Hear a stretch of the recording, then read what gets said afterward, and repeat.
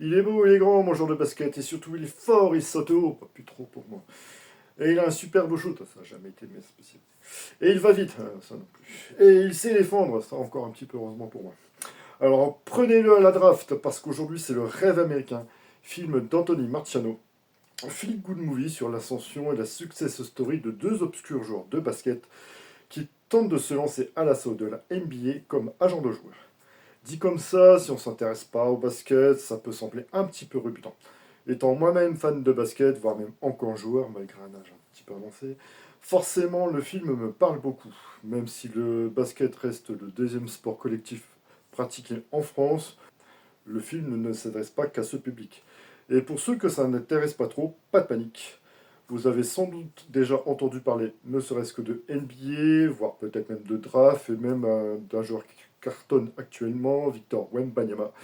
Mais pas forcément besoin d'en savoir trop sur le basket pour apprécier ce film. Tout part d'une rencontre, comme dans pas mal de feel-good movies, donc ici sur un terrain de basket, entre Bouna et Jérémy, deux passionnés dont la folle ambition sera d'être agent de joueur et de se lancer à l'assaut des États-Unis sans connaître un traître mot d'anglais et sans n'avoir aucun contact. Et de rencontres en coup de poker incroyables, ils arriveront jusqu'à New York face à de grands pontes de la NBA. Si vous avez déjà entendu parler de ce film, tout est basé sur une histoire vraie, avec de vrais noms de basketteurs, qui résonnent un petit peu quand même pas mal. Et surtout, le film est bien écrit au niveau du scénario, il y a un bel équilibre en fait sur l'écriture de ces deux amis, qui évolueront entre espoir et grosse galère.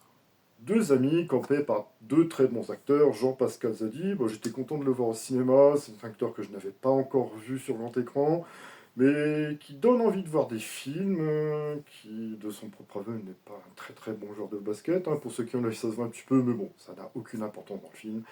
Et Raphaël Quenard, un casting quand même qui est très solide au niveau des acteurs, jusqu'aux acteurs qui campent les joueurs NBA avec des silhouettes proches des vrais joueurs, ce qui est parfois assez troublant. C'est vraiment très très bien casté.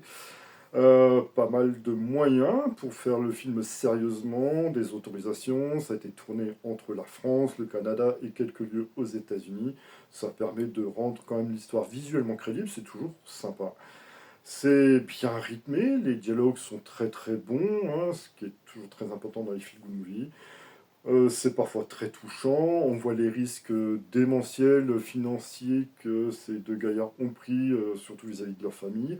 Il y a aussi de la trahison, on reste dans un business où il y a beaucoup beaucoup de dollars, mais surtout le tout dans une bonne humeur communicative. C'est un vrai bon feel-good movie à la portée de tous les publics.